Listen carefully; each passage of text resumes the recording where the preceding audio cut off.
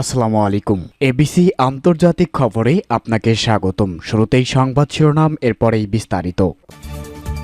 পুরো মধ্যপ্রাচ্য জুড়ে বাজছে তৃতীয় বিশ্বযুদ্ধের দামামা, আর এরই মধ্যেই আমাদের হাতে এসে পৌঁছেছে গুরুত্বপূর্ণ আন্তর্জাতিক সংবাদ। শুরুতেই শিরোনাম। কঠিন পরীক্ষায় সিরিয়া, ইরানের পররাষ্ট্রমন্ত্রী আব্বাস আরাকচির বিশ্লেষণ। জানাবো, সিরিয়ায় ইসরায়েলি সেনাদের কবর রচনা করা হবে বলে আইআরজিসি প্রধানের কঠিন হুঁশিয়ারি। এদিকে ইসরায়েলের সাথে সংঘাতে লিপ্ত হতে চায় না সিরিয়া, অবশেষে নীরবতা ভাঙলেন জোলানি। জানাবো, সিরিয়ার নতুন প্রশাসন চাইলে সামরিক প্রশিক্ষণ দিতে প্রস্তুত তুরস্ক। এবং সর্বশেষ জানিয়ে দিব, আসাদের পতনের পর সিরিয়ায় রাশিয়ার নতুন কৌশল। এতক্ষণ শুনছিলেন সংবাদ শিরোনাম, এবারে বিস্তারিত। তবে তার আগে প্রতিদিনের আপডেট আন্তর্জাতিক সংবাদ সবার আগে পেতে ভিডিওটিতে একটি লাইক দিয়ে চ্যানেলটি সাবস্ক্রাইব করার অনুরোধ রইল।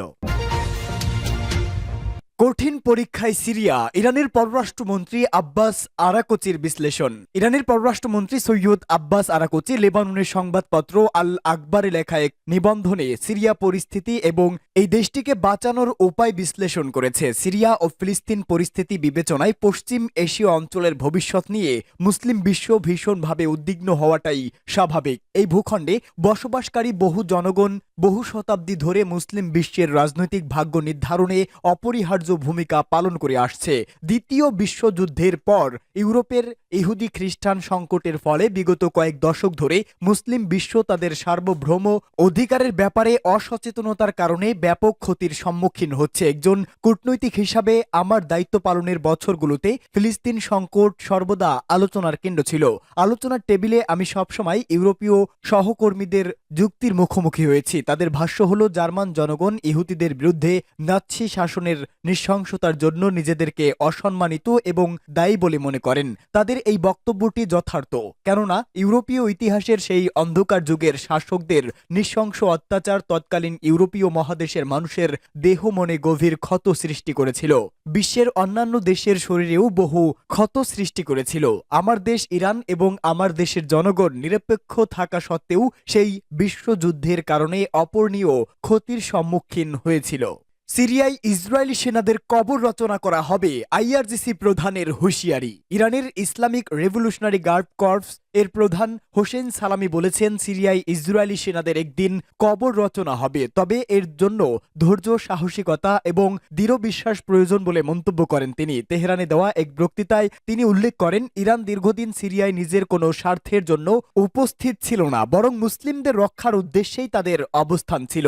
সালামি আরো বলেন, যখন সিরিয়ার সরকার পতনের মুখে ছিল তখন থেকেই ভয়ঙ্কর সব ঘটনা ঘটতে শুরু করে। এখন ইসরায়েলিরা কোনেইত্রা থেকে দামেস্কের বাসিন্দাদের খালি চোখে দেখতে পাচ্ছে, যা মেনে নেওয়া সম্ভব নয়। ইরানের সর্বোচ্চ নেতা আয়াতুল্লাহ আলী খামেনি সম্প্রতি প্রতিশ্রুতি দিয়েছেন, সিরিয়ার দখলকৃত অঞ্চলগুলো সিরিয়ার তরুণরাই মুক্ত করবে। সালামি তার বক্তব্যে এই প্রতিশ্রুতিকে পুনর্ব্যক্ত করেন এবং বলেন, জায়োনিস্টদের জন্য এর মূল্য হবে অনেক ভারী। তারা এই ভূমিতেই চিরদিনের জন্য দাফন হবে। আসাদ সরকারের পতন এবং এর পরবর্তী পরিস্থিতি সম্পর্কে সালামি বলেন, এটি সিরিয়ার জনগণ এবং মধ্যপ্রাচ্যের জন্য একটি তিক্ত শিক্ষা। দামেস্কের জনগণ এবং গভীর ঘৃণার সঙ্গে উপলব্ধি করেছে যে প্রতিরোধের শক্তি অনুপস্থিত থাকলে একটি জাতির কি ভয়াবহ পরিণতি হয়। তিনি আরো বলেন, আজ আমরা দেখতে পাচ্ছি সিরিয়ার মাটিতে বিদেশি শক্তিগুলো ক্ষুধার্ত নেকড়ের মতো হামলে পড়েছে। দক্ষিণ জায়োনিস্টরা উত্তরে অন্য শক্তি, পূর্বে অন্য কেউ,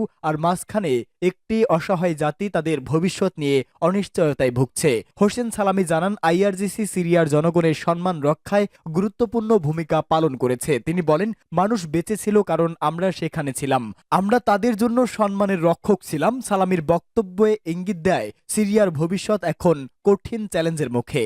ইসরায়েলের সাথে সংঘাতে লিপ্ত হতে চায় না সিরিয়া। সিরিয়ার কার্যত শাসক আহমেদ আল সারা ওরফে জোলানি বলেছেন, ইহুদিবাদী ইসরায়েলের সাথে দামেস্ক কোনো সংঘাতে জড়াতে চায় না। প্রেসিডেন্ট বাশার আল আসাদের বিদায়ের পর ইহুদিবাদী ইসরায়েল সিরিয়ার উপর যে লাগাতার হামলা চালিয়ে আসছে সে ব্যাপারে দীর্ঘ নীরবতা ভেঙে এই প্রথম তিনি ভাষণ দিলেন।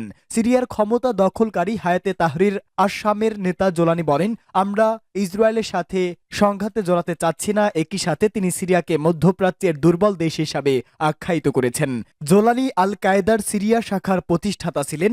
একই সাথে তিনি উগ্র সন্ত্রাসী গোষ্ঠী দায়েশের ডেপুটি কমান্ডার হিসেবে দায়িত্ব পালন করেছেন। তিনি বলেন, এখন ইরান ও হিজবুল্লাহ সিরিয়ায় নেই, ফলে দেশের উপর ইসরায়েলের হামলার কোনো কারণ নেই। তবে ইহুদিবাদী ইসরায়েল সিরিয়ার বিভিন্ন সামরিক শিল্প প্রতিষ্ঠান ও নৌবাহিনীর উপর হামলা চালাচ্ছে এবং গোলান মালভূমির বাফার জোন দখল করেছে, সে ব্যাপারে জোলানি কোনো কথা বলেনি। সিরিয়ায় পুরো শীতকালীন ইসরায়েলি সেনাবাহিনী অবস্থান করবে বলেও ঘোষণা দিয়েছেন তেল আবিব। ইরানি সমাজের সাথে তার সংগঠন এবং মিত্রদের কোনো শত্রুতা নেই বলেও ঘোষণা দেন এইচটিএস নেতা। তবে আমেরিকা ও তুরস্কের সমর্থন, বাশার আল আসাদ সরকারের উৎখাত মধ্যপ্রাচ্যে ইরানি রাজনৈতিক প্রকল্পের উপর বিজয় বলে তিনি মন্তব্য করেন।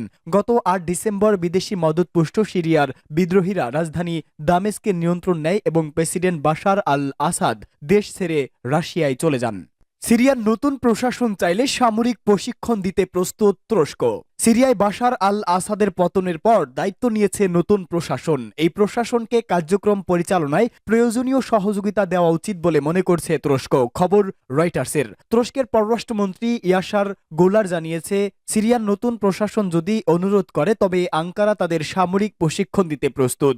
আঙ্কারায় এক সংবাদ সম্মেলনে এই কথা বলেন তিনি আরও জানান, নতুন প্রশাসন জাতিসংঘ ও অন্যান্য আন্তর্জাতিক সংস্থার প্রতি সম্মান দেখানোর প্রতিশ্রুতি দিয়েছে, তাই তাদের সুযোগ দেওয়া উচিত। ১৩ বছরের দীর্ঘ গৃহযুদ্ধ শেষে বিদ্রোহী গোষ্ঠীর সহায়তায় বাশার আল আসাদের পতন ঘটেছে। আসাদ বিরোধী বিদ্রোহীদের দীর্ঘদিন ধরে সমর্থন দিয়ে আসছিল তুরস্ক। এর মধ্যে সিরিয়ার রাজধানী দামেস্ক তুরস্ক পুনরায় তাদের দূতাবাস চালু করেছে। এর আগে তুরস্কের গোয়েন্দা প্রধান সিরিয়া সফর করেন। সিরিয়ার নতুন প্রশাসনের সঙ্গে সামরিক সম্পর্ক প্রসঙ্গে গোলার বলেন, তুরস্ক এর আগে বিভিন্ন দেশের সঙ্গে সামরিক সহযোগিতা এবং প্রশিক্ষণ চুক্তি করেছে। নতুন প্রশাসন চাইলে তুরস্ক তাদেরও এ ধরনের সহযোগিতা দিতে প্রস্তুত। তিনি বলেন, আমাদের লক্ষ্য হলো নতুন প্রশাসন কিভাবে কাজ করে তা পর্যবেক্ষণ করা এবং প্রয়োজনে সহযোগিতা করা। তুরস্কের এই প্রস্তাব সিরিয়ার নতুন প্রশাসনের সঙ্গে তাদের সম্পর্ক উন্নয়নের সম্ভাবনাকে ইঙ্গিত করছে। একটি যুদ্ধ বিধ্বস্ত দেশটির পুনর্গঠনেও গুরুত্বপূর্ণ ভূমিকা রাখতে পারে।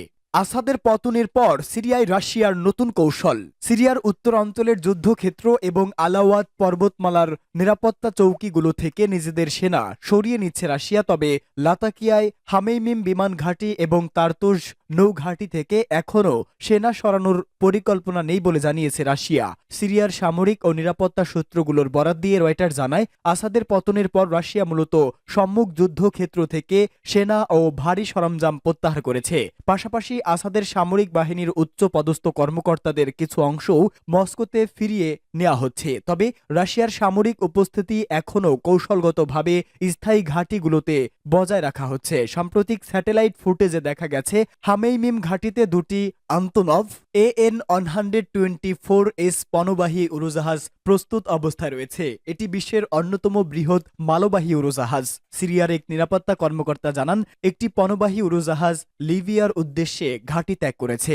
রুশ সেনাদের সঙ্গে ঘনিষ্ঠ একটি সিরীয় সামরিক সূত্র জানায়, রাশিয়া স্থলভাগের পরিস্থিতি বিশ্লেষণ করে পুনরায় সেনা মোতায়েনের পরিকল্পনা করছে। এখন তারা যুদ্ধক্ষেত্র পর্যবেক্ষণের পাশাপাশি নিজেদের বাহিনীকে সংগঠিত করার কৌশল নিচ্ছে।